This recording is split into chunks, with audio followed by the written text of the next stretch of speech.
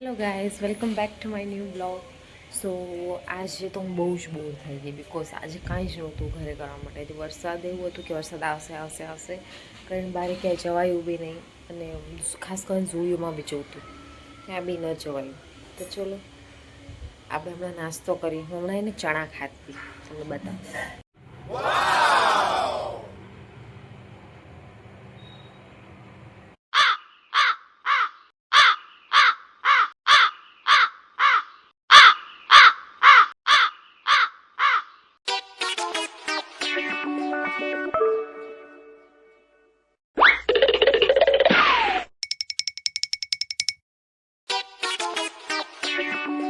Guys હું હમણાં just 10 minute પહેલાં મેં તમને કીધું હતું કે વરસાદ નથી આવતો. આજો આવી ગયો વરસાદ. મેં ને મારું એને તો ભગવાને એને સાંભળી લીધું, બધું મારું સાંભળી લીધું. જો આવી ગયો ને વરસાદ. બસ જે ખપે એ જ ન સાંભળે, જે ન ખપે પેલું સાંભળે. તો ગાઈઝ પાછો વરસાદ અહીંયા ચાલુ થઈ ગયો. આ નથી ભરવાનું પાણીમાં તો ધીમું ધીમું મચ્છરી આવે, વાંધો નથી. જો ટમેટા ચોપ કરી લીધા છે, લસણ બી ફોલી લીધા છે અને હવે સેવ ટમેટાનું આપણે શાક બનાવીએ. ચલો તમે શાકની તૈયારી કરી લીધી છે ને, હવે આપણે શાક વઘારીએ. ચાલો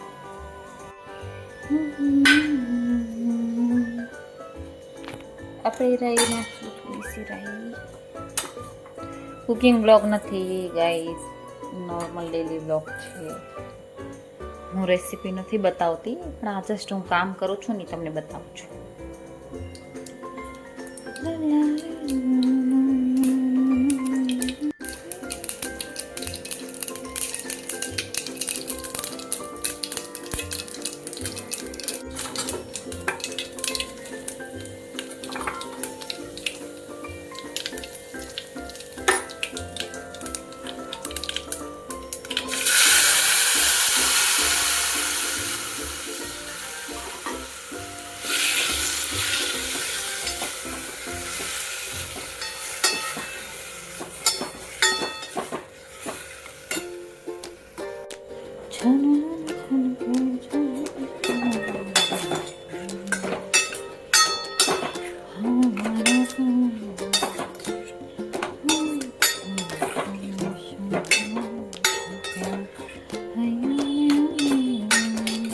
બોર થઈ ગઈ એ સોંગથી. હવે હું જીગરાભાઈને કંઈ કંઈક નવું લઈ આવો.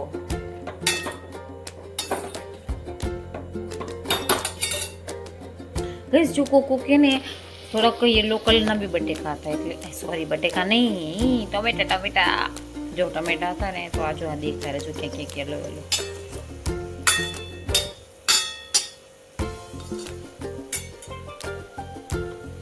ગાઈસ મારે વરસાદ વધી ગયો, મજા આવે.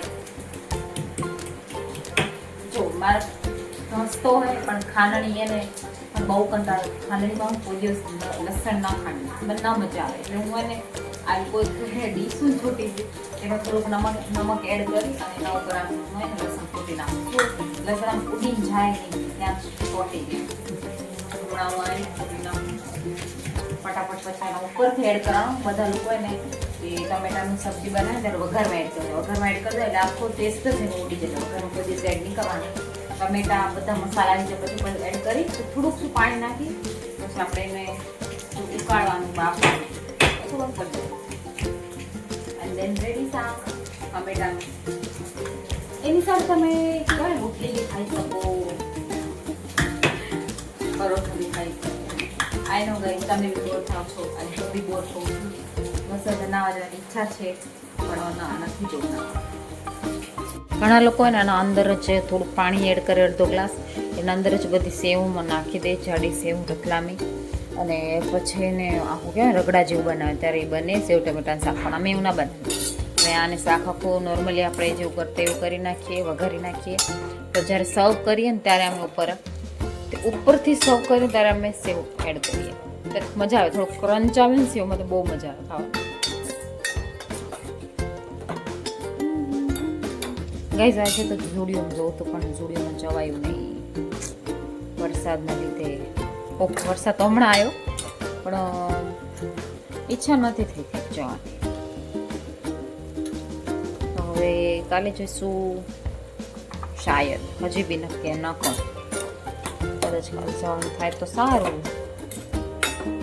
વીકલી ઓફર છે એટલે 1 ઓગસ્ટથી ચાલુ થયું છે એટલે 7 ઓગસ્ટ સુધી તો રહેવાનું, 6 યા 7 ઓગસ્ટ સુધી.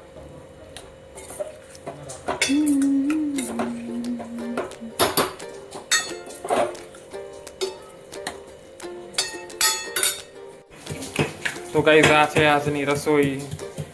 ફણફણતું ટમેટાનું શાક, સેવ ટમેટાનું શાક, જેમાં હાલમાં આ લસણ કૂટાયેલા ઈ જતા રહેશે,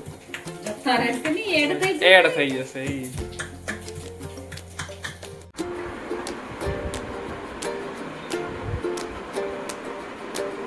બાપરું નાક છે, કાલ જુડિયોમાં જવું.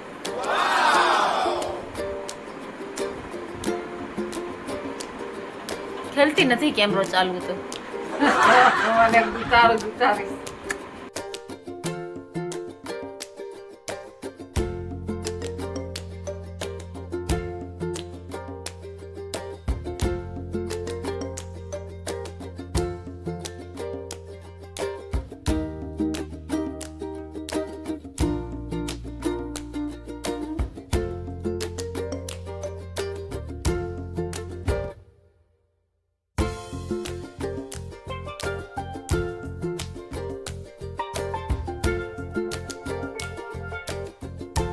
જો મારો હેરફોલ બહુ થતો હતો ને તે હું આ મેડિકલમાંથી આ તેલ લઈ આવી. ખબર નહીં અંતે હેરફોલ કેટલો સ્ટોપ થશે, પણ આ લઈ આવી છું. અંદરથી કંઈક આવું દેખાય છે. જો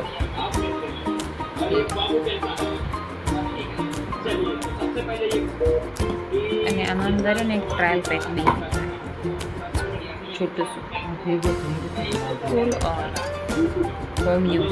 હોમિયોપેથિક છે.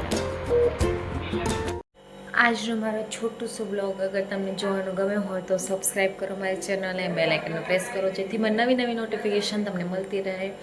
અને લાઈક કરજો મારા વિડીયો, અને મારા વિડીયોને પૂરો જોજો, સ્કીપ ન કરતા પ્લીઝ.